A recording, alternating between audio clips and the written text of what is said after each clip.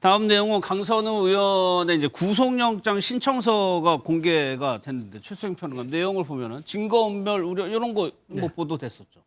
도주 우려를 적었어요. 네.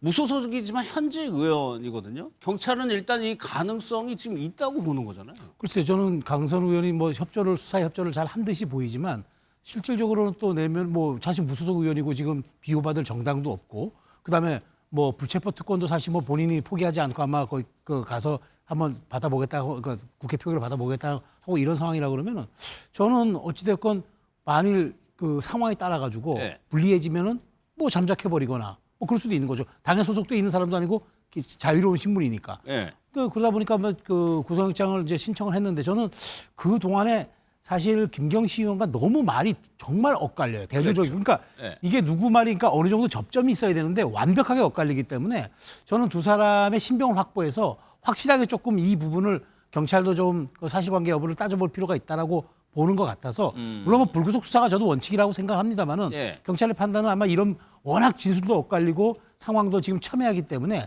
이런 부분들은 신병을 확보한 다음에 하는 게 더 맞지 않겠나 생각해서 청구한 것으로 봅니다. 물론 영장 발부에는 뭐 여러 가지 뭐 기준이 있죠. 지금 윤기찬 부위원장께서 보시기에는 어떤 대목이 가장 지금 강 의원에게 좀 결정적이라고? 일단 첫 번째는 이제 진술 등만 있는 사건이거든요. 그러니까 진술의 신빙성 차원에서 보면 혐의가 인정되는지 여부가 가장 커요. 보통은. 혐의가 인정이 되면 그 혐의 인정 시에 어떤 형량을 고려합니다. 그래서 실형 또는 중형 가능성이 있으면 저희가 일반적으로 도주의 우려가 있다고 이렇게 잠재적으로 판단을 해요. 예. 뭐 도주의 어떤 뭐랄까 증상이라 표현하면 그래서 그런 기미가 없었다 하더라도 실형 가능성이 있으면 도주 우려가 있다 이렇게 이제 재판부가 보기 때문에 예. 다만 저는 강선우 의원과 관련돼서 말이 많이 바뀐 점 그리고 뭐 집에 가봤더니 많이 치워져 있다 이렇게 얘기를 하고 있잖아요. 그러니까 이게 증거인멸이 굉장히 의심되는 점 무엇보다도 돈을 돌려준 것이 맞는가에 대한 기본적인 경찰의 아마 의심이 있을 거예요.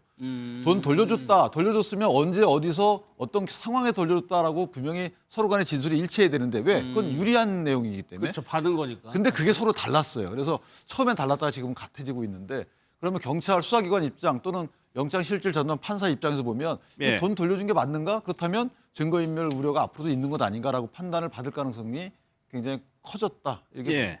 강선우 의원은 과거에 이제 공직자의 뭐 도덕성을 강조를 해왔다고 합니다. 그 영상 좀 한번 보도록 하겠습니다. 태영호 최고위원의 녹취록에 드러난 절절한 상명하복의 고백, 결국 공천을 향한 윤심 어린 충정 아닙니까?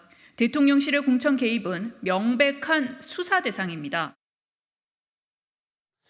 핵심적인 내용이 이제 1억 원을 인지했느냐 여부죠. 강선우 의원은 계속 그 쇼핑백에 현금이 들었는지 몰랐다라고 얘기했는데 지금 나오는 보도를 보면 그 정황을 나타내주는 내용이 있습니다. 그러니까 김경전 시의원이 먼저 나를 넣어주면 큰 거 한 장을 주겠다고 얘기를 했다는 거예요. 그러니까 강선우 의원이 보좌관이 금전적으로 인사하는 것이 관행이다. 강 의원에게 이렇게 답을 했다는 겁니다. 그러고 나서 강선우 의원이 이 보좌관의 보고를 받은 후에 고민 좀 해보겠다. 자리를 한번 만들어 봐라.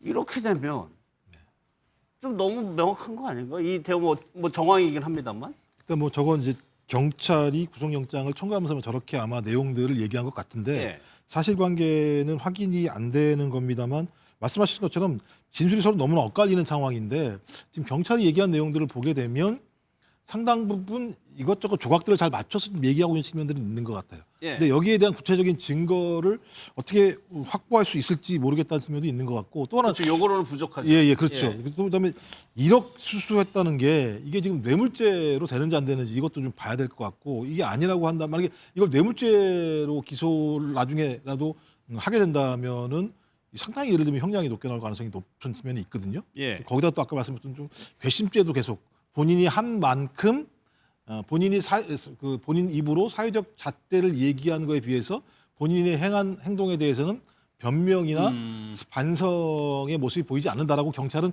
괘씸죄처럼 판단을 한 것 같고 예. 그다음에 여러 가지 보좌관이나 이런 사람들과의 내용을 정황을 맞춰보니 이 문제가 우발적으로 벌어진 게 아니라 상당히 예를 들면 서로가 다 동의하는 과정에서 벌어진 게 아니냐라고 판단을 했던 것 같은데 그럼에도 불구하고 어차피 저것은 영장 실질 심사를 통해서 구체적으로 판사가 그런 사유를 인정하게 됐을 때 영장이 발부되는 부분이 있기 때문에 또 민주당 같은 경우는 당론으로 정하지 않고 의원들 개별적으로 결정하는 걸로 아마 갈 가능성이 높기 때문에 네. 저는 아마 최종적으로는 강선우 의원이 법원에서 영장 실질 심사를 할 때 얼마만큼 충분히 잘 소명을 하느냐 이 문제가 관건이 될 거라는 생각이 예. 듭니다.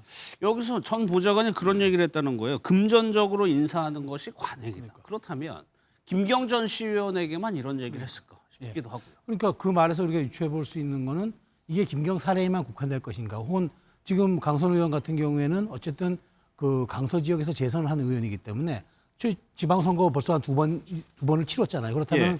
과연 이게 그 정말 말하자면 김경 시의원에 국한된 사례인가라고 들어서 저는 이 꼬리를 캐 들어가다 보면은 뭐 지금 김병기 의원에 대한 의혹도 지금 사실 여기저기서 폭로가 나고 있는 상황이라 모르겠습니다. 이 말의 추론만 가지고 놓고 본다면은 저는 그런 가능성도 배제할 수 없어서 이 부분도 한번 나중에 수사 과정에서 또 나올 수 있지 않을까라는 생각을 하고 있습니다. 예, 이제 체포대응이안이 이제 국회 넘어오면은 뭐 민주당이 뭐 자당은 아니에요. 지금 무소속이니까 뭐 현재로서는 관계가 없다지만 과거에는 이제 소속 의원이었으니까 개별 표결로 한다는 건 어떤? 사실상 체포동의안이 국회로 넘어오면 판단을 하겠다는 건데 이제 당론으로 강력하게 막아야 예. 이 사안 관련해서 부결이 되는 것이지 국민의힘은 체포동의안에 찬성하는 거 아니겠습니까? 그러면 당론으로 막지 않으면은 가결될 가능성이 매우 높다. 그래서 강선우 의원이 친전으로 국회의원들에게 편지까지 보냈습니다. A4지 4장 정도라고 하는데 이 강선우 의원의 어떤 최초부터 지금까지 주장과 진술이 김경 전 시의원과 전 보좌관하고 너무 상이하게 다르고 또 진술도 계속 변화하는 모습을 보이고 있습니다. 이런 면에서 보면 수사기관도 그렇고 정당 관계자들도 강선우 의원 관련된 이 공천 의혹 관련해서는 뭔가 강선우 의원이 문제가 있지 않냐 대부분 인지하고 있기 때문에 체포동의안이 가결될 가능성이 더 높지 않은가. 그게 현재 분위기라는 말씀이시죠? 예, 그렇게 보고 그럼 있습니다. 짧게 윤기철 의원님, 만약에 통과되면 구속 가능성 좀 있어 보여요? 통과되면 구속 가능성이 굉장히 크죠. 사실은 이제 선례들이 많이 있습니다. 그러니까 이전에 10일 만에 돌려주는 것도 실형이 1년 6월 나왔어요. 그래서 아마 통과되면 구속 가능성이 전 상당히 크다 이렇게 봅니다. 알겠습니다.